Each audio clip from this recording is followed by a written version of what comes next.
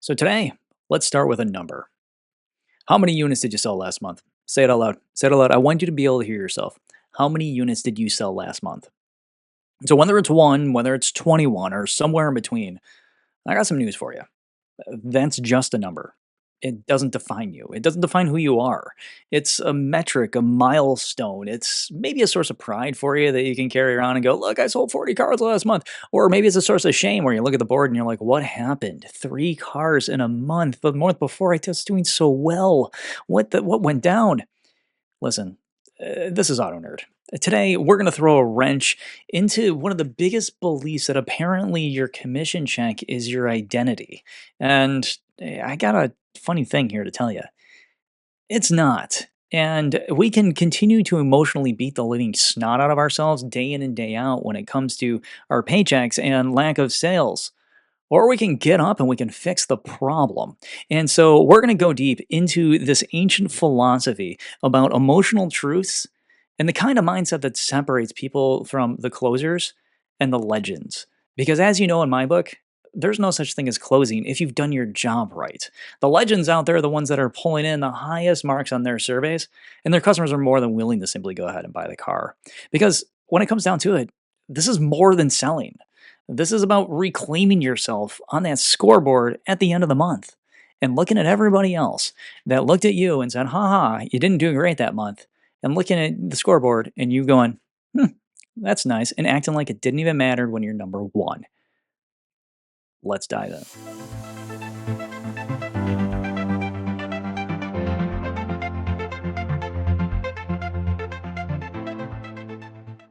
In most dealerships, you can feel it in the air. The leadership board on the wall is just beckoning to have you go on over and take a close look at it. It's not just there for decoration, it's a silent judge. It allows every other sales consultant to pit themselves against each other. Now, I'm not saying I'm against the sales board, but what I am saying is that every name, every number, every little inch that you go ahead and see that somebody else is ahead of you is enough to go ahead and drive you insane. I mean, you hear it in the greetings, right? How many you got out? Damn, Jerry, you're already up to 8. It's the 4th of the month. What'd you do? Sandbag 6 from the previous? Better get one today or the desk won't even look at you, right? Or take you seriously. And it starts to seep into your bones. Every phone call, every test drive, every direction, and it feels like a reflection of you. But let me say this loud and clear. Your number is not your name. You're more than that monthly average. You're not just a closer. You're a connection creator, right? You're a translator of trust. You're a builder of moments. You're somebody that ushers in an experience for individuals that's entirely different from anybody else. If you have a crappy month, don't beat yourself up. It's time to reset. So, yeah, let's talk about the trap. Yes, money matters. That's why we do this. Let's get that out of the way, right? Let's not pretend it doesn't exist. We're selling cars and getting the points on the board and getting those gross profits up is something that each and every one of us works our butt off to make sure that we can get as high up on that board as possible, right? That notoriety does feel good and it does mean something in that respect. Let's talk about the trap. Yes, money matters. We all know that. We need it. We got into this business because of the money, and we were all dangled the same carrot of, hey, you can make $100,000 in your first year. We've all been there. We've heard it. We've even maybe some of us have even said it. So we're not going to pretend that money isn't a big deal here, but there is a moment when commission turns into confusion for us, especially when you're new. And especially if you're somebody that's been in this business forever and you've had a bad multi-month streak, you really start to beat yourself up pretty good. You see, this whole leadership board, this whole commission type thing is meant to reward the closers that are out there. It's not meant to reward the growers. It's meant to ignore the growers. It's meant to ignore the people that might be in that, let's say, 5 to 7 car area and reward the people at the top that are moving the metal. And listen, I understand if you're an owner and you bought all these vehicles in this inventory, you want that stuff gone, and I don't blame you. But at the same time, I would want it gone with some pretty big profit behind it. And this is where the growers come on in. This is where the growers really shine. You see, if you have a person on your showroom floor that isn't just closing deal, closing deal, closing deal, closing deal, but all of a sudden you notice that instead of 20 cars a month, they seem to be selling like 9 on average. Get with that person. Hey, what are you doing? Right? Because I went ahead and take a look, and you'll be kind of surprised if you're not controlling as a manager the profits on those deals. Well, first off, start controlling it, but start running the averages and see what the people that are selling in the mid range do for gross profit and what the people on the other end are doing.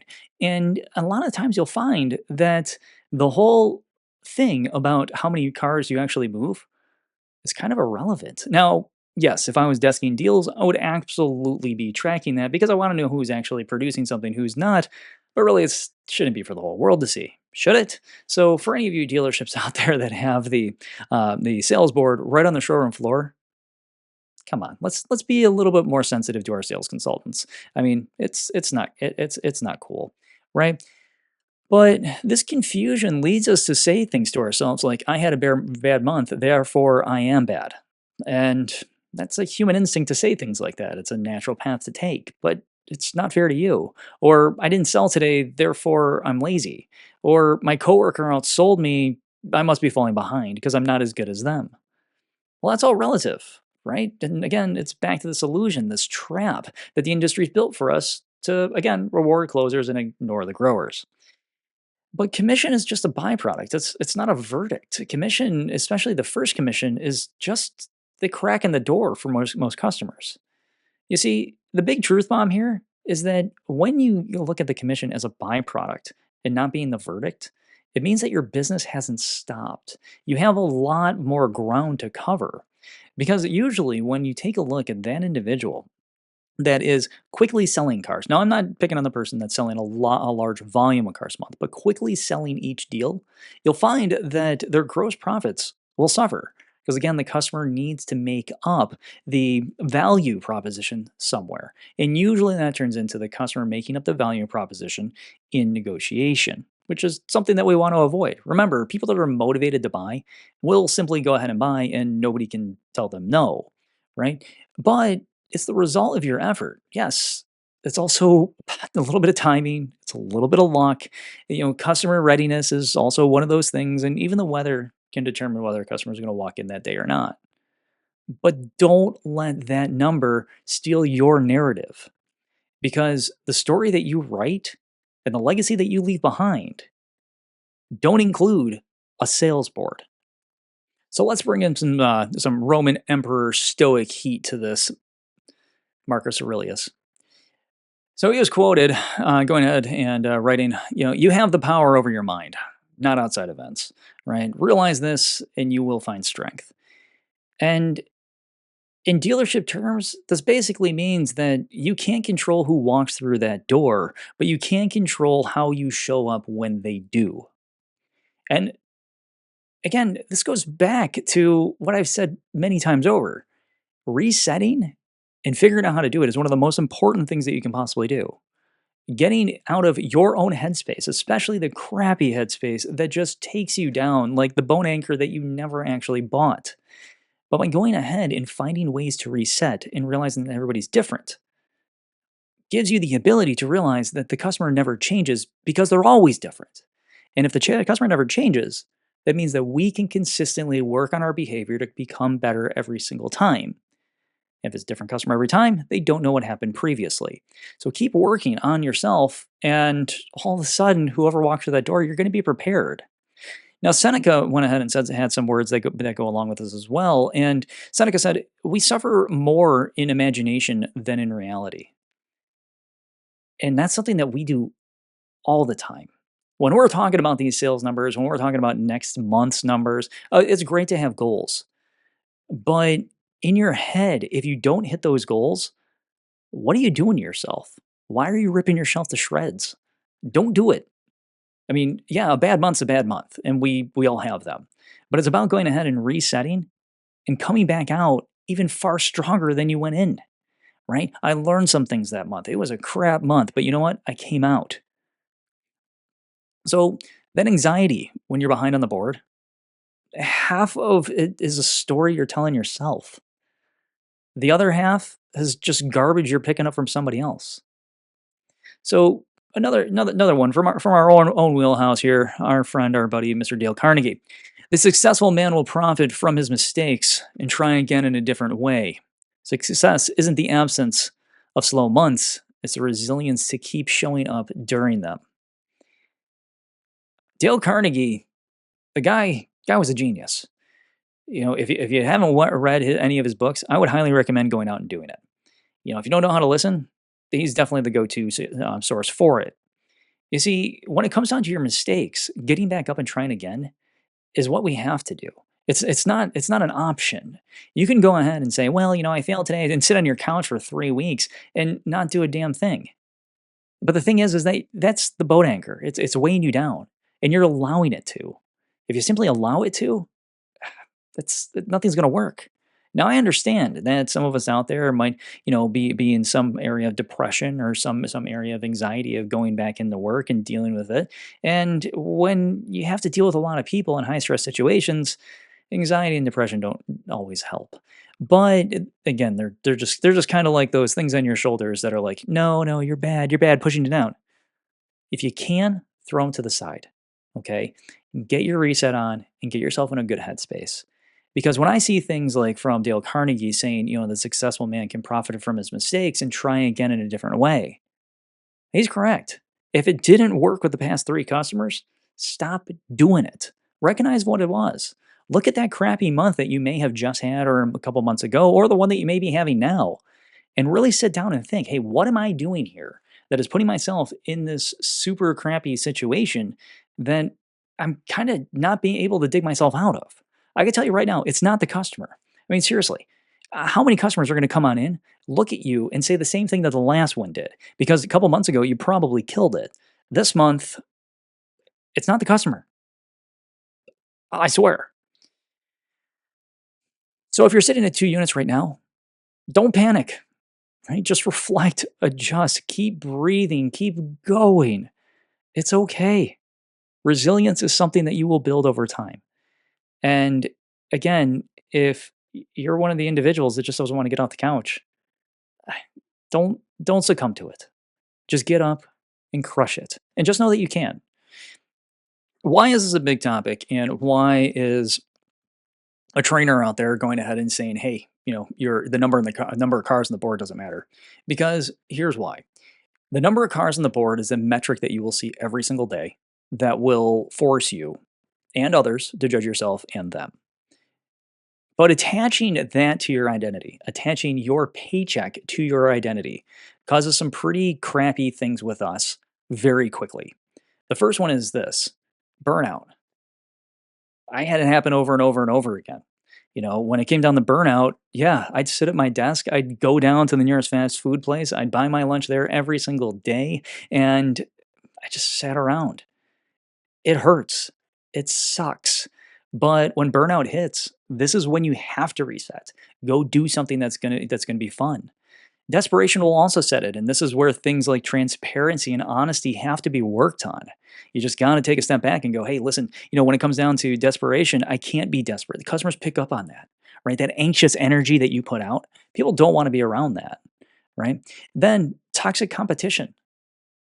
Yeah, I know. You got the guy on the showroom floor. He just keeps running his mouth left, right, and center. And he just won't shut the hell up and keeps going on about, well, I'm better than everybody. Whatever, man. You know what? When you go home at night and you're sitting there with nobody around you, you may want to actually ask yourself why. I'm just saying. If you got the high marks on the board and you got a great life, good. You figured it out. Thank you. But if you got that toxic competition that isn't willing to help you, stay away from them. Move your desk over to the other side of the showroom floor. Just stay away from them. If they're not worth it, they're not worth it. If they're not contributing anything to your life in a positive way, then move on. Why do you need to go ahead and hang out with people that are like that? And worst of all, emotional detachment, right? You stop caring about people and start caring only about the numbers. This is when it really starts to suck for you. Because if you start putting that commission before the customer, it all falls apart. You start pushing deals that don't make sense. You start looking at the customer with fake smiles, and you're not yourself. You shortcut the experience, and then you lose your why. You lose who you are. And you'll notice, and many sales consultants have these stories if you ask them, is that if you talk to somebody that's been in this business a long time and ask them, hey, when were your favorite weeks? They will all usually say the first few. And the reason is that we didn't know the business. We didn't know how this worked. And so all we did is we had fun and we went and just talked to people because all we knew was that you needed to make a connection. And then once that connection was made, all you had to do was follow through with it. But when you start to go ahead and make the identity your numbers, this spiral kicks in. You get less connection, you receive fewer sales, you start applying more pressure, and your performance drops because people don't want to be around you. So this is how good people become bitter veterans in this business, is that they forget that sales is service. It's not survival. If you turn it into survival, it tends to all fall apart because if you put yourself in survival mode, in panic mode, first off, you're going to be very agitated. Again, nobody was going to want to be around you. But also, you will shortcut everything to make sure that you can get the pennies that are on the other end. So don't be in panic mode. If you're going to be in that mode, you need to do something a little bit different. So let's flip the script. Instead of chasing commission, what if we chased impact? What if the goal was to be the most trusted on the showroom floor, or the one that is asked for by name, or the reason that the customer drove an hour and a half just to see you? That's the long game, right? That's the legend arc here. So attempt for little goals like this. Establish a relationship with your customer and deliver an experience that is so BA awesome that when it comes down to it, they're going to invite you to their wedding, right? Instead of ghosting you like after finance when they couldn't find a cosigner. You want people to appreciate you for who they are. The people that are appreciated in this world, these are the people that will go and move the world for you. So imagine you're at a retirement party. There's cake, there's bad coffee, maybe someone from sales or, service wants to say a couple words. And then you ask yourself this, what do you want them to say about you? He crushed it every month. Cool, nice. You crush it every month. What does that say about who you were? All it says is how many cars you sold. So how about something that's actually meaningful? Like he made everybody on the showroom floor better. Or, customers trusted her with their kids, right? Things like this, or, she showed up even when she had nothing to gain out of this, right? That's legacy, that's meaning, and it's worth a hell of a lot more than a plaque from a manufacturer that says, congratulations, you've been here for 30 years. All that says is that you've been in the same spot for 30 years. When it comes to the things that matter in life, that's helping people, that's delivering kindness, that's making people know that you are worth a damn. How about we armor up? Here's how we're going to stay grounded in all of this crazy chaos. Try some form of daily reflection. Ask yourself, did I serve well today? Did I do something of value that will give me a couple extra points to level up, right, in somebody else's eyes? Maybe more of an effort-based goal is how you drive your life, right? Instead of, maybe I'll sell 3 today and pull a hat trick, try something along the lines of this. Maybe I'll follow up with 10 people and give 5, unforgettable demo drives, a call back and see what they say. They might just be waiting for somebody to say hi. And if you're the one with the best experience, they might just be embarrassed to come back on in. Just give them a ring. Or how's this one? Write down 5 things that make you proud outside of sales and keep them close. All this is a revenue generator and a networking system for you. And as soon as you realize that, the whole game starts to have this ripple effect, and it changes. Or maybe you're more of an affirmation person, right? Then say it with me now. I am not my commission. I am my character. I am not my commission. I am my character. Whatever that character may be the best version of it. You're allowed to have a couple bad days. Heck, you're allowed to have a bad week here and there. It happens. But the universe doesn't revoke you from humanity simply because you didn't sell that SUV. The sun is still shining. The sky is still blue usually. The grass, well, in parts of the country, it's not really growing yet, but it's still green underneath all that snow. But if you want a new performance metric, Try this one. Compassion per interaction. How much patience did you show today? Did you slow down enough to listen? Did you explain the leasing numbers with honesty or just speed through to get to the close? Because that stuff, it brings in referrals, it brings in reviews, and it allows you to be prideful of what you do day in and day out. Even if the deal doesn't land, you can still walk away clean from this stuff. So do what you have to. Just don't turn into that poisoned sales consultant down the road that just keeps getting slaughtered and slaughtered and slaughtered because you want to ignore the emotional side of it. It plays a big role in everything that we do. You have to keep yourself in a good headspace.